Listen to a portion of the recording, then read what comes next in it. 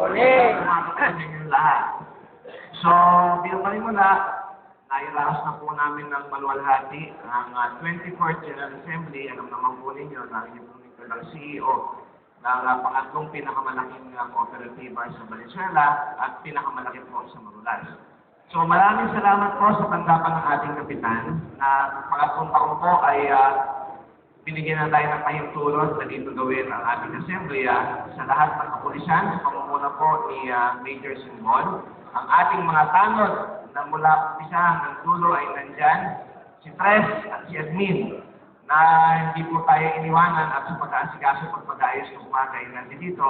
At sa lahat po ng ating mga kawani na dumalo po, dahil kayo po mga miyembro o associate member, ay kapareho po ng pribileyo, except lang po doon sa dividends, pagka dito po ay wala naman kayong share capital. Sa umaga po nito ay gagawin ng pagpupulong ng mga PHW, at nais ko pong i-grab itong oportunidad na ipaalam o iparating sa ating mga city-funded PHW yung ilang hinaing ng ating mga PHWs ng Barangay Marulas.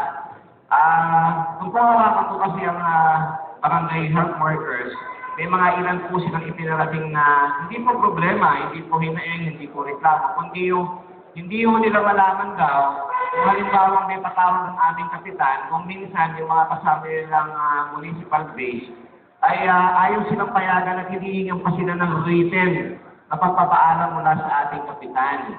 Ang mga BHW po namin ay appointed po ni CAP, natural po siguro na kapag po meron pong patawag ng aming kapitan, priority po nila yung patawag ng kapitan. Pangalawa po, meron din pong nakapagsabi na kung minsan po, yung part po ng trabaho ng mga municipal health officers, hindi po lahat kayo, ay ipinapasa po lahat sa barangay health workers.